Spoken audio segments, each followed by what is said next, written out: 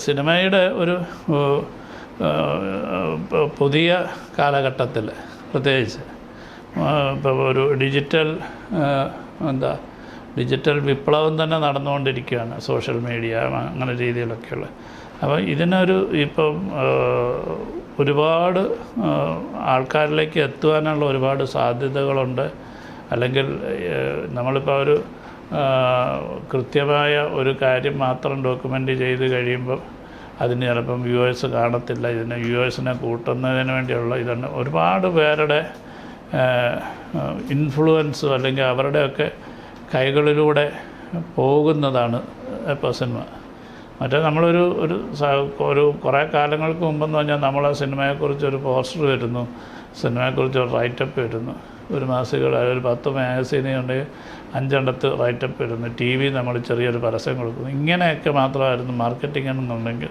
അത് മാറിയിട്ട് നമ്മുടെ മൊബൈലിനുള്ളിൽ ഇങ്ങനെ ഓരോ ഇതിലേക്ക് വന്നുകൊണ്ടിരിക്കും. അപ്പോൾ അതിനനുസരിച്ചുള്ള ഒരുപാട് മാറ്റങ്ങളുണ്ടാകുന്നു. അപ്പോൾ അങ്ങനെ രീതി മാർക്കറ്റ് ആൾക്കാരിൽ ബ്രാൻഡ് എത്തിക്കുന്നതിൻ്റെ കാര്യങ്ങൾ. ഒപ്പം തന്നെ സിനിമയുടെ ഒരുപാട് രാഷ്ട്രീയമുണ്ട്. ഈ സിനിമയ്ക്കുള്ളിലെ രാഷ്ട്രീയം എന്ന് പറഞ്ഞു കഴിഞ്ഞാൽ തിയേറ്ററിലെ പ്രദർശനം, എക്സിബിഷൻ, ഇതുമൊക്കെ ആയിട്ടുണ്ടാകുന്ന കലഹങ്ങൾ, തിയേറ്റർ ഗ്രൂപ്പുകളുടെ പ്രയാസങ്ങൾ. ഇപ്പോൾ PVR പോലുള്ള ഗ്രൂപ്പ് അവർക്ക് തീരുമാനിക്കാം ഇന്ന് കളിക്കണോ വേണ്ട എന്നുള്ളത്. അപ്പോൾ ഇത് ചെയ്യുന്നൊരു ഫിലിം മേക്കറിൻ്റെയോ ഇതിന് വേണ്ടി കഷ്ടപ്പെട്ട ഒരു പ്രൊഡ്യൂസറിൻ്റെയോ പ്രയാസങ്ങൾ അറിയണമെന്നില്ല. അപ്പോൾ അങ്ങനെയൊക്കെ ഒരുപാട് ഫേസ് ചെയ്യേണ്ടി വന്നു. ഞാൻ അതിനുവേണ്ടി ഒരു തിയേറ്ററിൽ പോയി സത്യാഗ്രഹം ഇത്രയും കാലം ഒരു സിനിമ ഉണ്ടാക്കി കഷ്ടപ്പെട്ട ഒരാൾക്ക് തലേന്ന് പോലും ഹൗസ്ഫുള്ളായിട്ട് ഓടിയ ഒരു ഷോ നിർത്തിവെക്കാനായിട്ട് എൻ്റെ അടുത്തൊരു നോട്ടീസ് പോലും എന്നെ ഒരു ഫോൺ വിളി പോലും ഇല്ലാതെ നിർത്തിവെക്കാനായിട്ടുള്ള ഒരു ആധികാരികത മാർക്കറ്റിനുണ്ടെങ്കിൽ പിന്നെ ഞാനിതിനെ എങ്ങനെ ഇതിനെ ഈ വ്യവസായത്തിനെ വിശ്വസിക്കേണ്ടി വരും?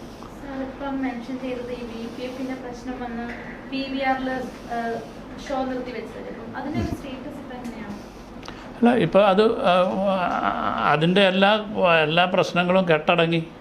കാരണം ഇന്ത്യയിൽ തന്നെ ഇത് ഈ ഡിസംബറോടുകൂടി അത്തരം ഫീസുകൾ എടുത്ത് കളയുന്നു എന്നാണ് ഇപ്പോൾ മനസ്സിലാക്കിയിട്ടുള്ള.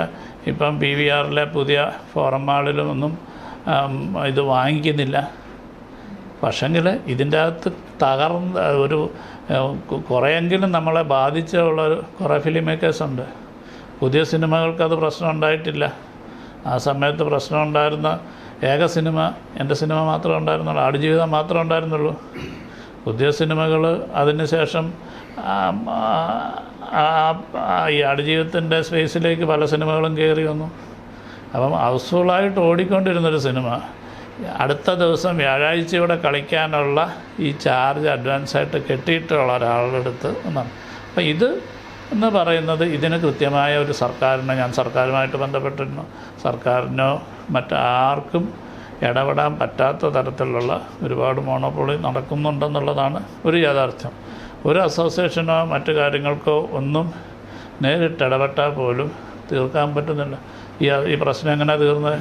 യൂസഫ് അലി എന്ന് പറയുന്ന ഒരു വലിയ ഒരു കോർപ്പറേറ്റ് അല്ലെങ്കിൽ ഒരു ഇതാണ് അദ്ദേഹത്തിൻ്റെ ഇടപെടൽ എന്ന് വെച്ചാൽ അദ്ദേഹത്തിൻ്റെ ആണ് ഇവിടെ നടക്കുന്ന മാളെന്ന് പറഞ്ഞു, ലുലു മാളെന്ന് പറഞ്ഞു. അതങ്ങനെ ഇന്ത്യയിൽ പല സ്ഥലത്തും അത്തരം മാളുകൾ എന്നുള്ളത് കൊണ്ട് അദ്ദേഹം പറഞ്ഞത് അവർ കേട്ടു, ഞങ്ങൾ പറഞ്ഞതല്ല കേട്ടത്. ഈ ആവശ്യത്തിന് വേണ്ടിയല്ല അതിന് പരിഹരിക്കപ്പെട്ട്. അവിടെയാണ് ഈ പറഞ്ഞ നിസ്സഹായത എന്ന് പറയുന്നത്. ഒരു ഫിലിം മേക്കർ എന്ന് പറഞ്ഞ ഒരാൾ, ഒരു സിനിമ ചെയ്യുന്ന ഒരാൾക്ക് ഇത് ജനങ്ങൾ കാണാൻ തയ്യാറായപ്പോലും കൃത്യമായി എത്താൻ പറ്റുന്നില്ല. അപ്പം അത് ഇപ്പോൾ ഒരു സിനിമ മറ്റ് പ്ലാറ്റ്ഫോമുകളിലേക്ക് എത്തണമെന്നുണ്ടെങ്കിൽ സിനിമയുടെ യോഗ്യതയല്ല, അല്ലെങ്കിൽ അതിൻ്റെ അകത്ത് നേരത്തെ മുൻധാരണകളാണ്, ജനങ്ങൾക്ക് വേണ്ടി ഒരു കാര്യത്തിലേക്ക് എത്തിക്കുന്നതല്ല. അപ്പം അതിന് ഈ പറഞ്ഞ ഒരു ബിസിനസ് എന്ന് പറയുന്നത് ഒരു വലിയ ഘടകമാണ്.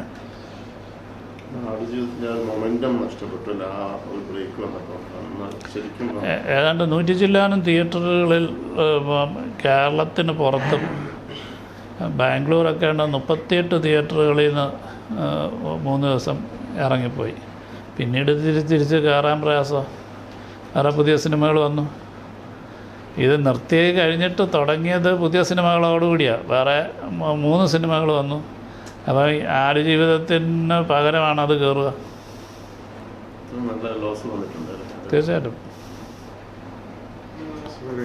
അറിയപ്പെടുന്ന പുസ്തകം സിനിമയാക്കുമ്പോൾ ഡയറക്ടർ ആ ക്രിയേറ്റീവ് ലിബർട്ടി എവിടെ? ബുക്കിനോട് ഒറിജിനൽ ബുക്ക് അതിനോടൊരു ഇത് ചെയ്യാൻ വേണ്ടത് ഡയറക്ടർക്ക് ഒരു ഫ്ലെക്സിബിലിറ്റി ഉണ്ട്. അല്ല, നമ്മൾ മുന്നേ പറഞ്ഞതിലൊക്കെ അതിൻ്റെ അംശങ്ങളുണ്ട്. ഒരു പുസ്തകം സിനിമയാക്കുമ്പോൾ പുസ്തകം അതേപടി ഡോക്യുമെൻ്റ് ചെയ്യണമെന്ന് കരുതുന്നിടത്താണ് ഈ പ്രശ്നം ഉണ്ടാകുന്നത്. പുസ്തകത്തിനെ പുസ്തകമായിട്ടും അതിൻ്റെ വായനയുമായിട്ടും സിനിമയുടെ കാഴ്ചയായിട്ടും കാണാൻ ശ്രമിച്ചു കഴിഞ്ഞ് കഴിഞ്ഞാൽ നമ്മൾ കമ്പയർ ചെയ്യുന്നതിനാ നമ്മൾ കാണുന്ന സിനിമ ഇപ്പം മഹാഭാരതം എന്ന് പറയുന്നത് എത്ര തവണ നമുക്ക് എത്ര പേർക്ക് കാണിക്കാൻ പറ്റും? പക്ഷേ നമ്മളതിൻ്റെ ചോദ്യം ചെയ്യപ്പെടുന്നില്ല, അല്ലെ മുഴുവൻ അതിൻ്റെ അകത്തുണ്ടായിരുന്നുള്ളൂ. അപ്പം പുസ്തകം നമ്മുടെ എൻ്റെ ഏറ്റവും വലിയ പ്രശ്നം പറഞ്ഞാൽ പുസ്തകം ഇത് സാധാരണ രീതിയിൽ എന്നേക്കാൾ കൂടുതൽ വായിക്കപ്പെട്ടിട്ടുള്ളതുകൊണ്ടും ചർച്ച ചെയ്യപ്പെട്ടിട്ടുള്ളതുകൊണ്ടാണ് ഇതിന് ഈ പ്രശ്നം വരുന്നത്. അതല്ലെന്നുണ്ടെങ്കിൽ മലയാളത്തിൽ എത്രയോ പുസ്തകങ്ങൾ നമ്മൾ സിനിമയാക്കിയിട്ടുണ്ട്. അതിനെക്കുറിച്ച് നമ്മൾ ഇത്രയും പോലും അങ്ങനെയെന്ന് പറഞ്ഞിട്ടില്ല. ഈവൻ പത്മനാഭൻ സാറിൻ്റെ തന്നെ എത്രയോ സിനിമകളിൽ അപ്പം ഞാനിപ്പോൾ ഓർമ്മ എന്ന് പറഞ്ഞ കഥയിൽ നിന്നാണ് ഇൻസ്പയർ ചെയ്തിട്ടാണ് തന്മാത്ര ചെയ്യുന്നത്. അപ്പോൾ ഓർമ്മയുടെ സ്ക്രിപ്റ്റ് വായിച്ചിട്ട് ചേച്ചിയും പത്മനും പറഞ്ഞത് സാറിൻ്റെ കഥയുടെ പേര് പോലും സാറിൻ്റെ കഥ വെക്കണ്ടെന്ന് പറഞ്ഞു, ഇൻസ്പയർ ചെയ്തെന്ന് വെച്ചാൽ മതി എന്ന് പറഞ്ഞത്. അപ്പം ഈ നമ്മൾ കൃത്യം അത് തന്നെ ഇപ്പം നജീബ് ഷുക്കൂർ എന്ന് പറഞ്ഞാൽ നജീബ് ജീവിച്ചത് അങ്ങനെ തന്നെയാണ് ആ പുസ്തകത്തിലുണ്ടെന്ന് വിചാരിക്കുന്നത് എന്തൊരു മണ്ടത്തരം. ഇപ്പം ഈ ഹക്കീമിനെ കുറിച്ച് അന്വേഷിച്ച് കിടക്കുക, അതൊരു ഫിക്ഷനാണോ എന്നുള്ളത് അറിയുന്നില്ല.